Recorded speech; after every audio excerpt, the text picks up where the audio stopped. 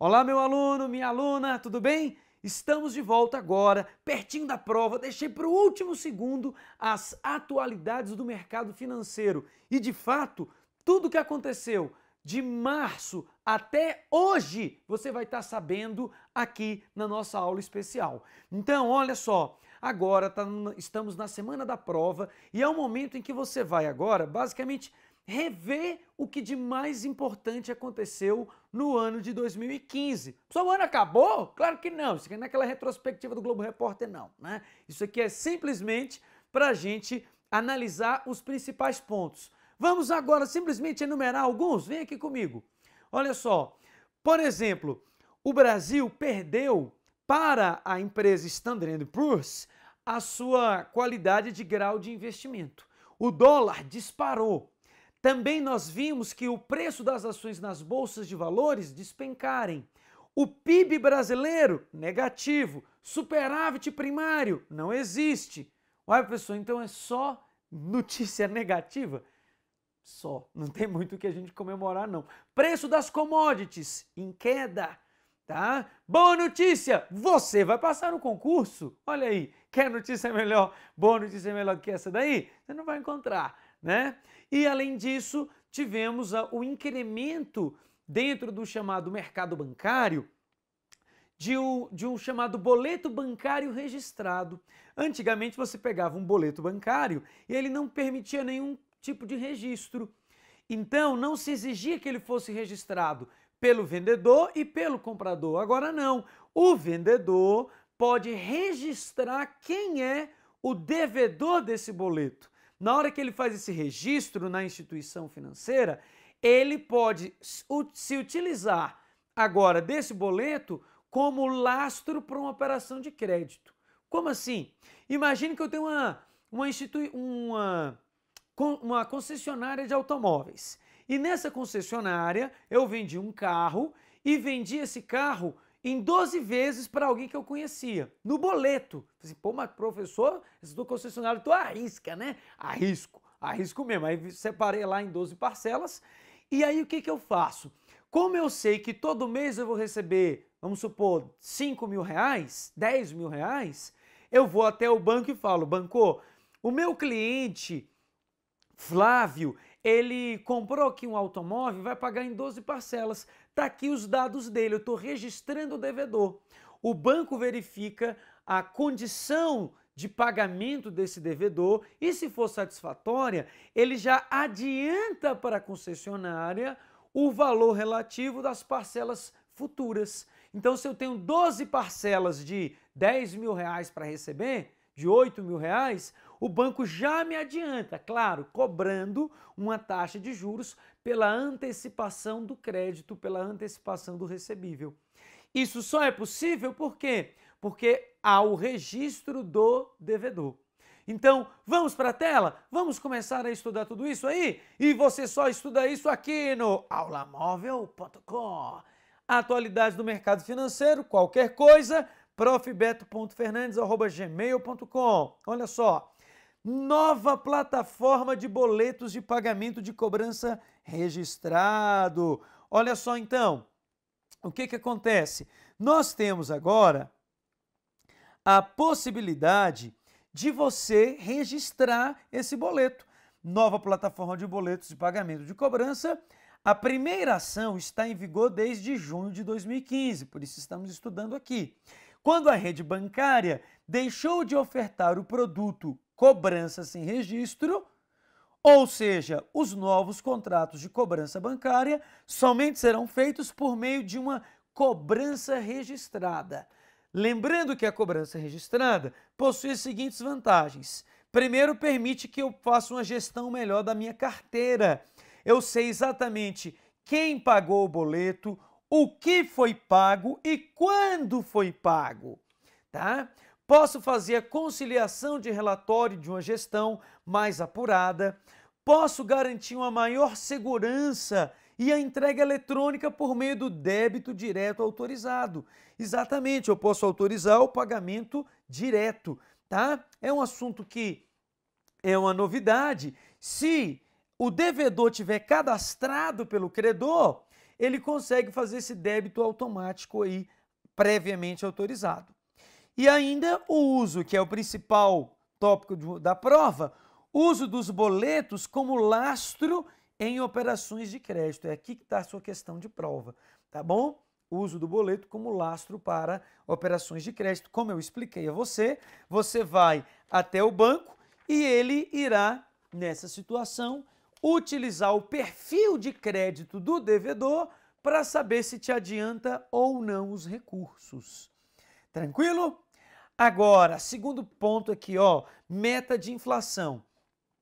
Então, considere o seguinte, um gráficozinho aqui.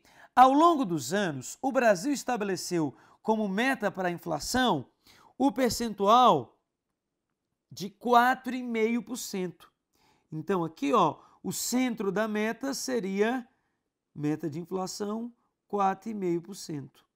Permitindo-se uma variação de 2 pontos percentuais para mais ou para menos. Então, aqui para menos e aqui para mais, tá? Atingindo o valor de 6,5%.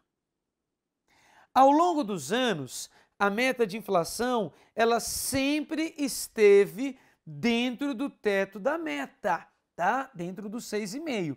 Para vocês terem uma ideia, no ano de 2011, a inflação estava em 6,5%. No ano de 2012, ela deu uma arrefecida, caiu um pouquinho, caiu para 5,84%. Em 2013, subiu um pouquinho para 5,91%. 2014, ela fechou a 6,41%. E qual é a meta de inflação para 2015? No ano de 2015, a meta de inflação, ela já está, sabe quanto? Sabe em quanto? 9,45%, acima do teto da meta. Aí você vai me perguntar, professor, e quem define a meta de inflação? A meta de inflação, olha só, é definida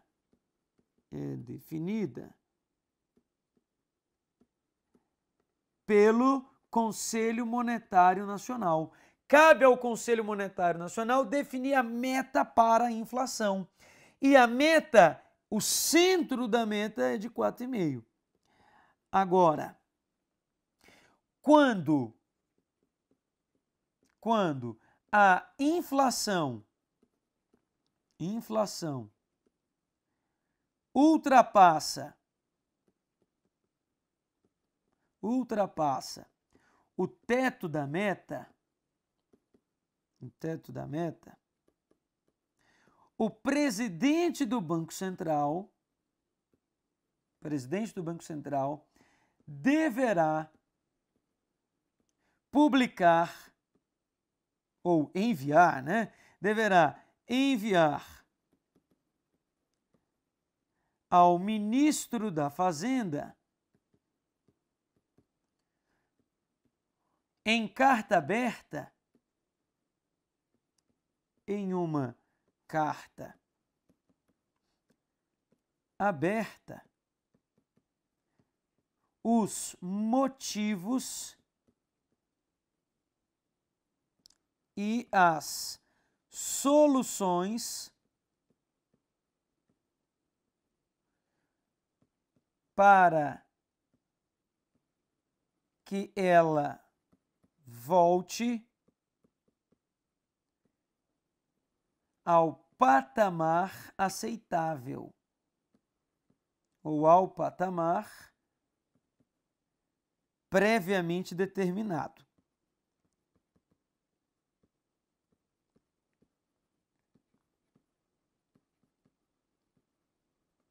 Previamente determinado. Beleza? Então, ó, a inflação ela é definida pelo Conselho Monetário Nacional. Nós estudamos em Copom que toda vez que a meta de inflação não é atingida, o presidente do Banco Central precisa publicar, divulgar em uma carta aberta ao ministro da Fazenda os motivos do descumprimento e as soluções para que a inflação volte à meta previamente determinada. Agora, o que influências para ultrapassar a meta? Influências para alta da inflação. Vamos colocar assim, para a alta da inflação. Primeiro, os chamados preços controlados.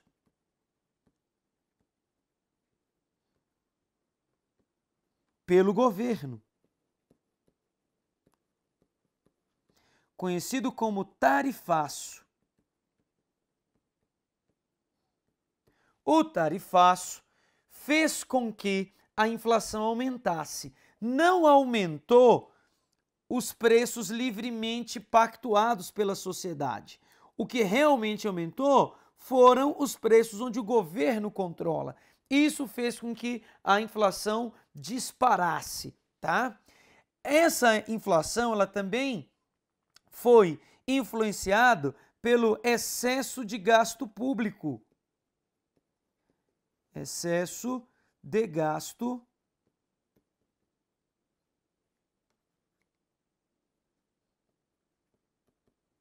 público. E ainda a alta do dólar. Alta do dólar. Claro, vale depois dizer o porquê que o dólar aumentou tanto, tá? Vale dizer o porquê que ele acabou aumentando.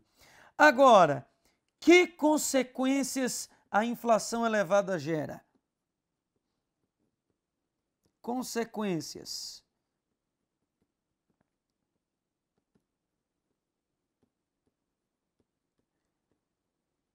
Vamos colocar primeiro redução do crédito. Redução do crédito disponível. Redução do crédito disponível. Depois, além de redução do crédito disponível para empréstimo, digamos assim, para financiamentos e empréstimos,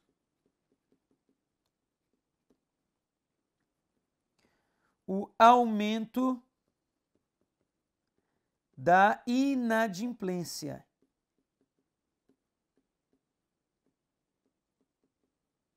Aumento da inadimplência, tá? Agora, que preços controlados, aqui eu acabei não citando, né? Então, assim, as principais consequências são restrição do crédito, segundo, aumento da inadimplência. Por quê? Voltando aqui para mim, por que houve todas essas consequências com o aumento da inflação? Foi o seguinte: a partir do momento que o governo, no ano passado, para ganhar as eleições, se vê obrigado a represar o preço de gasolina, de combustíveis em geral, preço de energia elétrica, de água, de transporte, tudo isso ficou preso. Tanto foi assim que terminou o segundo turno das eleições, o presente no dia 1º de novembro, ou 28 de outubro, segunda-feira logo depois das eleições, foi o quê? Aumento da gasolina e aumento da energia elétrica. Aonde? Lá no norte e no nordeste, onde a presidente acabou tendo a maior quantidade de votos. Então, o que aconteceu foi que no ano de 2014 a inflação ainda esteve dentro do teto da meta. Por quê? Justamente porque ela conseguiu aí, no caso, adiar o aumento dos preços. Em 2015, ela teve que conceder de uma vez todos esses aumentos. As empresas, em geral, não aumentou o preço dos seus produtos. Contudo, o governo acabou aumentando excessivamente todos os tributos. Além de aumentar, tributos não, né? Aumentou aí, no caso, todas as taxas e serviços públicos, tá? Então, aumento da gasolina, aumento de energia, aumento da conta de água, aumento dos preços também dos alimentos, aí não é uma culpa direta, mas sim por conta, né, dos fenômenos climáticos, fez com que a inflação disparasse. Isso faz com que o pobre tenha um menor poder de compra, porque o aumento do preço do produto foi maior do que a renda da pessoa. Quando isso acontece, ela não consegue mais ter o mesmo poder de compra. E aí ela tem uma prestação do carro atrasado, mas tem que comprar pão para a criança. O que eu compro? O que eu pago? Ah, não, vou pagar a prestação do carro, porque o carro é meu carro, né? E o menino que morra de fome. É assim? A maioria das pessoas não, né? Vão comprar o pão mais caro, mas vão acabar atrasando a parcela do apartamento, do automóvel, da televisão, da geladeira. Então, gerando, portanto, a inadimplência. Os bancos receosos de não receber esse valor de volta fizeram o quê? Dificultaram o crédito, aumentaram as taxas de juros, porque realmente estava com receio de que as pessoas não iriam pagar esses financiamentos.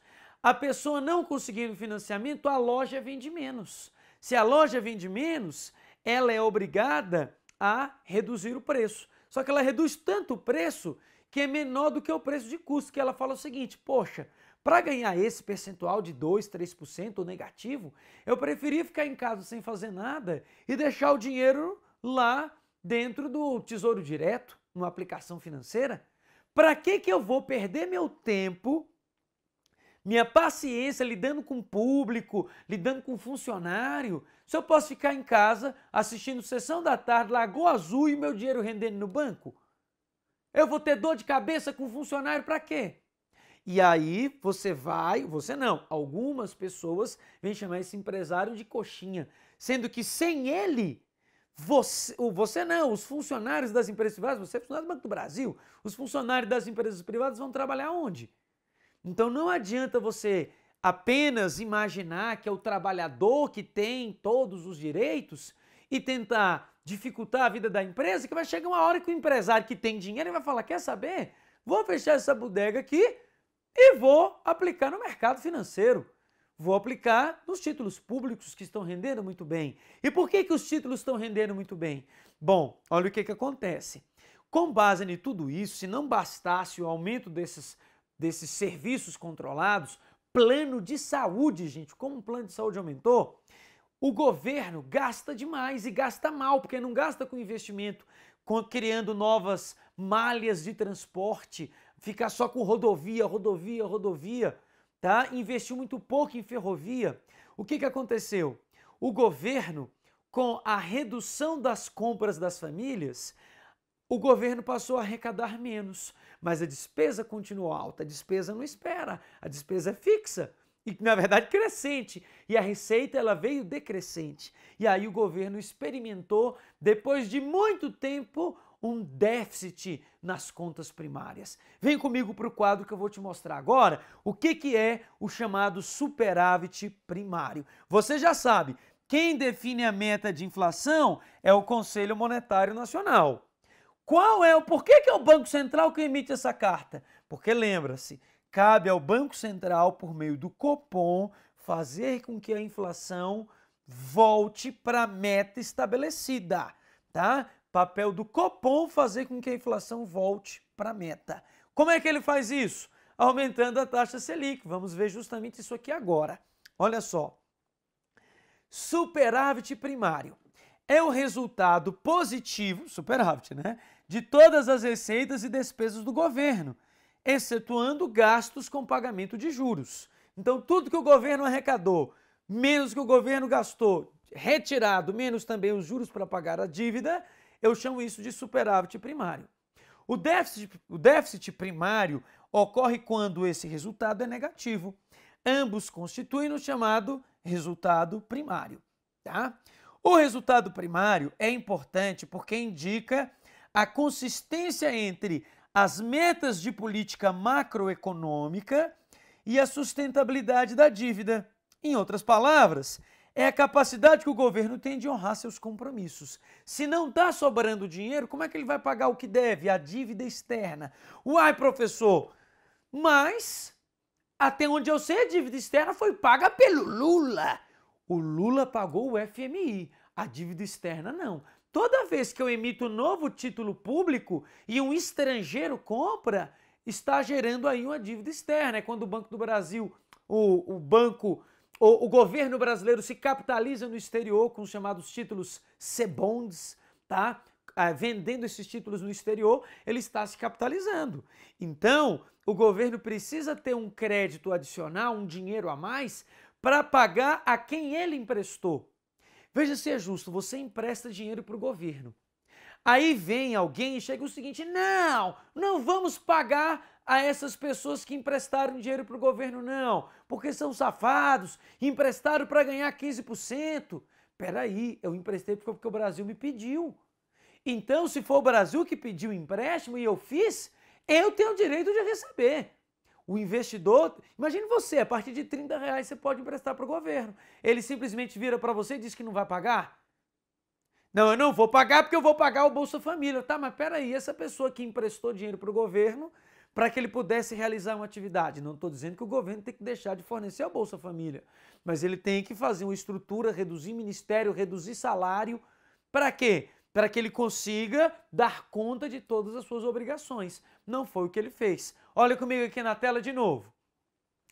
Olha só, a formação do superávit primário serve para garantir recursos para pagar os juros da dívida pública e reduzir o endividamento do governo no médio e no longo prazo, tá?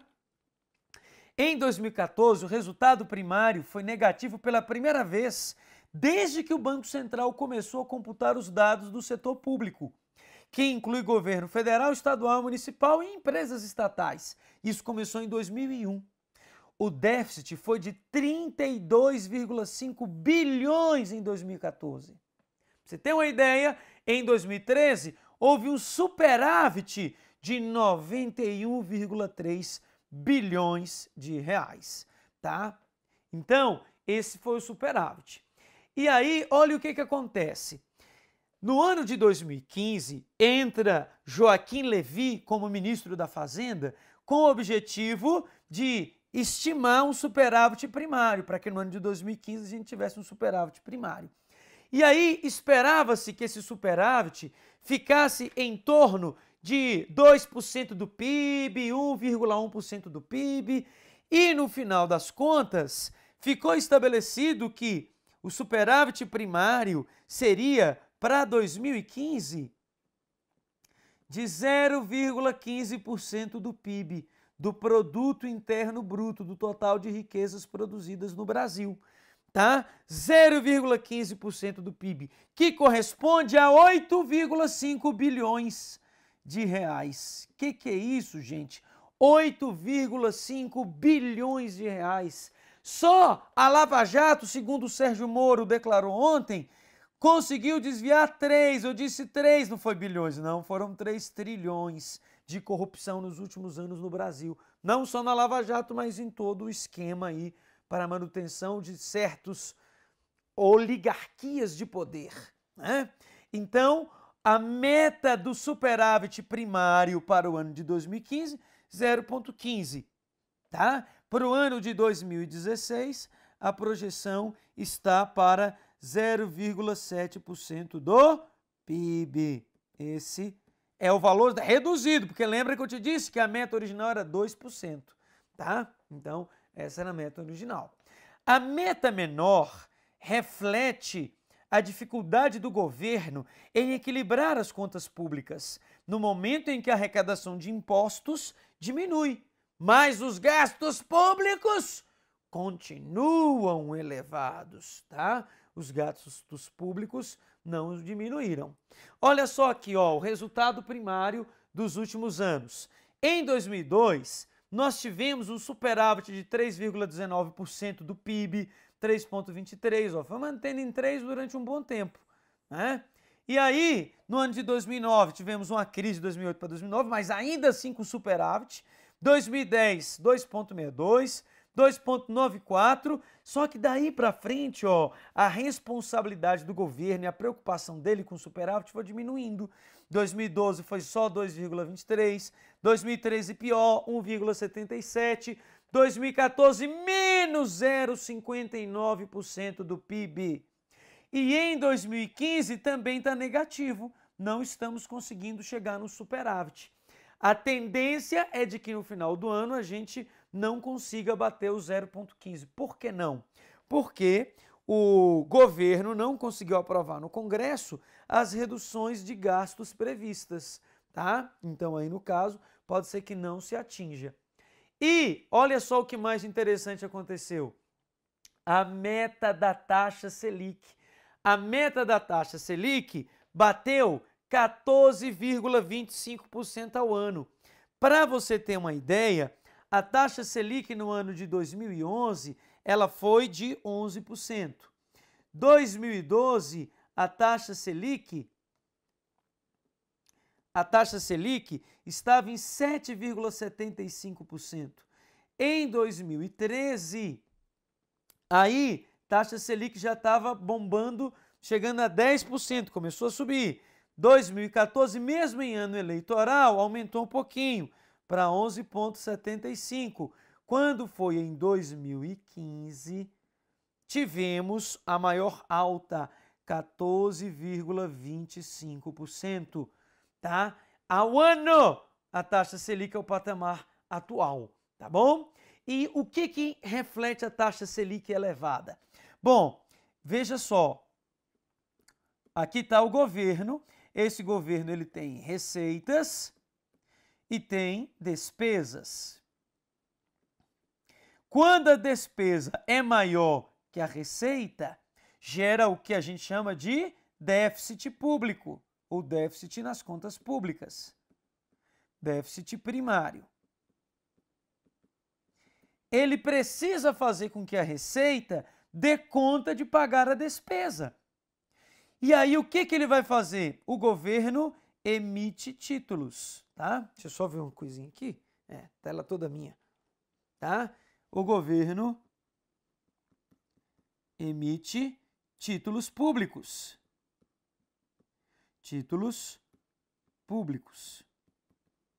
Quando eu digo governo, estou falando do Tesouro Nacional, né? Então, o Tesouro Nacional irá emitir esses títulos públicos. E aí, quem compra esses títulos? Investidores. Investidores compram os títulos. Quem são esses investidores? Olha só, esses investidores... Esses investidores podem ser pessoas... Vou até colocar um pouquinho mais para cá, só para você entender uma relação, Investidores. Quando o investidor é uma pessoa, ele tem que fazer uma escolha. Ou ele consome, ou ele pega o dinheiro e compra títulos, ele investe. E aí eu tenho também as instituições financeiras. As instituições financeiras, ela pode financiar a sociedade, emprestar, ou as instituições financeiras vão investir comprando título público, tá? E aí o detalhe é, qual é a rentabilidade desse título? Aí é onde entra quem? O Copom. O Copom entra justamente aqui, o Comitê de Política Monetária do Banco Central. O Copom vai definir a rentabilidade dessa taxa de juros, que vai remunerar, em média, esses títulos. Então, o Copom define a meta da taxa Selic. A meta da taxa Selic. E aí, quanto maior é a taxa de juros paga por quem investir nesse título, mais pessoas tendem a aplicar o dinheiro nos títulos e menos consome e menos empresta para a sociedade. Tá? Diminui o consumo, diminui o empréstimo, o financiamento, o dinheiro disponível. Gera o aumento da taxa Selic. Quais são as consequências da elevação da taxa Selic? Tá? Consequências. Primeiro, eu tenho uma política monetária restricionista.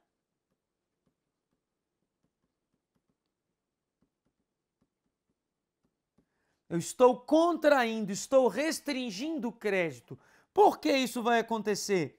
Simples. Ora, as pessoas vão passar a consumir menos e vão querer, na verdade, quem tem condições, investir mais. As instituições financeiras vão preferir emprestar para o governo, onde o risco é menor, tá? E aí, a taxa Selic alta desestimula o consumo,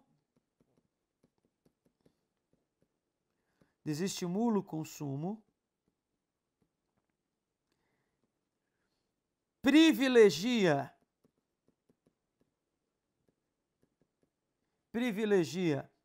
o investimento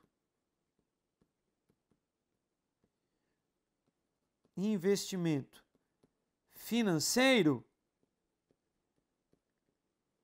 ao investimento real. Por quê, professor? Ora, porque eu prefiro investir no mundo financeiro do que correr o risco de entrar no negócio e esse negócio me dá prejuízo, tá? O aumento da taxa Selic também vai fazer com que haja um aumento de capital especulativo vindo para o Brasil só para ganhar dinheiro com o aumento da taxa Selic, tá? Aumento do capital especulativo.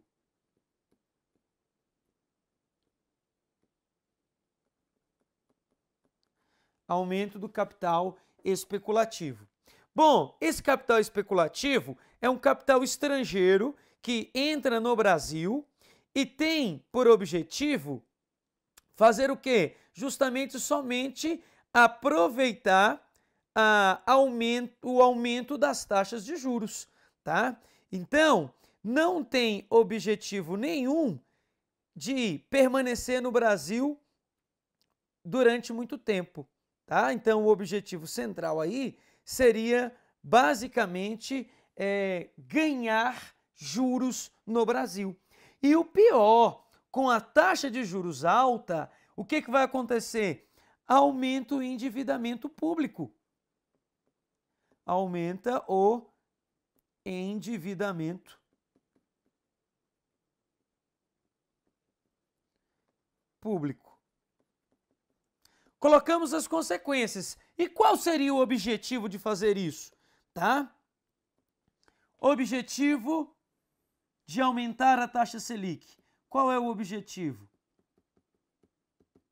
Reduzir o consumo.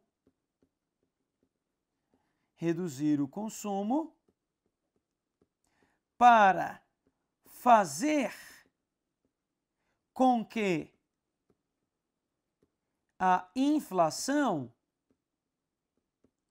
volte ao centro da meta. Ou volte pelo menos à meta, né? Se não ao centro, pelo menos à meta, tá?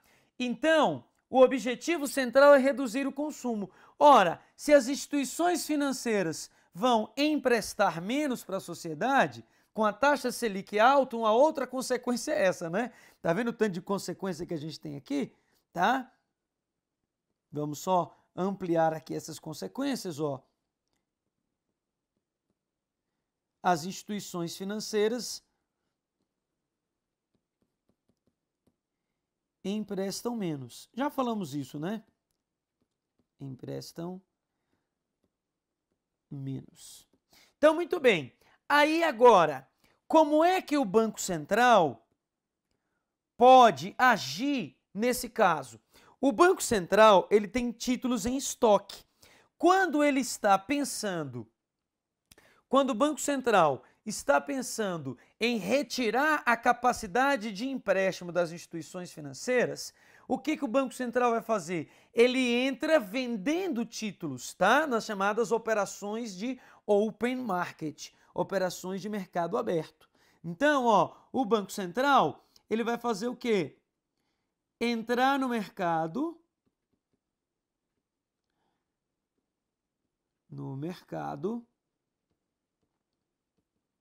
secundário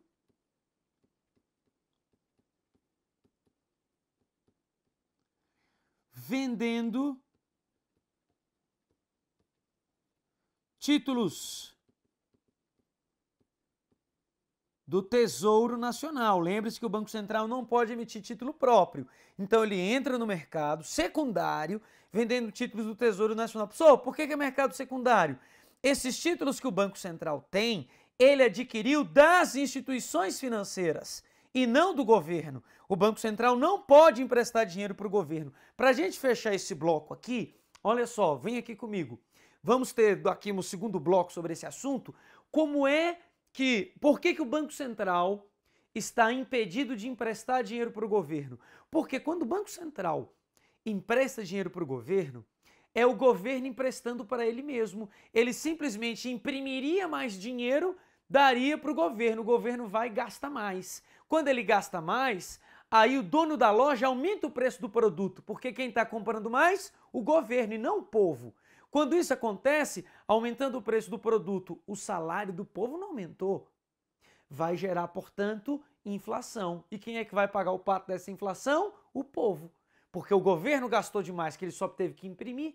Então, o governo não pode pegar dinheiro emprestado com o Banco Central e com nenhuma instituição financeira. É o que rege a Lei de Responsabilidade Fiscal e a própria Constituição no artigo 164. Proíbe o Banco Central, a LRF proíbe qualquer instituição financeira, incluindo, Dilminha, Banco do Brasil e Caixa Econômica, viu? Quando o governo pega dinheiro para pagar programas sociais ou qualquer outra coisa e fala o seguinte, Caixa Econômica faz assim, ó, eu tô sem dinheiro hoje, mas semana que vem vai entrar um troco aqui para mim. Então você faz assim, você paga Bolsa Família Minha Casa Minha Vida e na semana que vem eu te pago. Aí a Caixa Econômica pega do meu dinheiro depositado, não é dinheiro da Caixa não, é da minha conta que tá lá, do meu salário. E indiretamente empresta para o governo. A Caixa vai lá e paga os programas sociais. Aí a Caixa fala, governo, tem como você me pagar agora? Não, teve um probleminha aqui, semana que vem eu te pago. Governo, tem como me pagar hoje? Não, semana que vem eu te pago. E ficou atrasando mais de 1 ano e meio em pagar a Caixa Econômica. Como é que o lucro da Caixa não vai ser menor? Uma vez que os recursos dele estão aí, no caso, com o governo. Então, o governo pegou dinheiro emprestado com a Caixa para pagar programas sociais. Isso pode, Arnaldo César Coelho? Não, Beto Fernandes, a regra é clara. A regra é clara, Beto Fernandes. Não pode emprestar dinheiro para o governo, não, Beto Fernandes. Então, Beto Fernandes, vai fazer o quê? Aí é um crime de responsabilidade, não vou dizer o que vai ser feito, isso aí a política é que vai determinar. Mas que não pode, não pode. O que eu acabei de ensinar aqui é como ocorrem as chamadas pedaladas fiscais.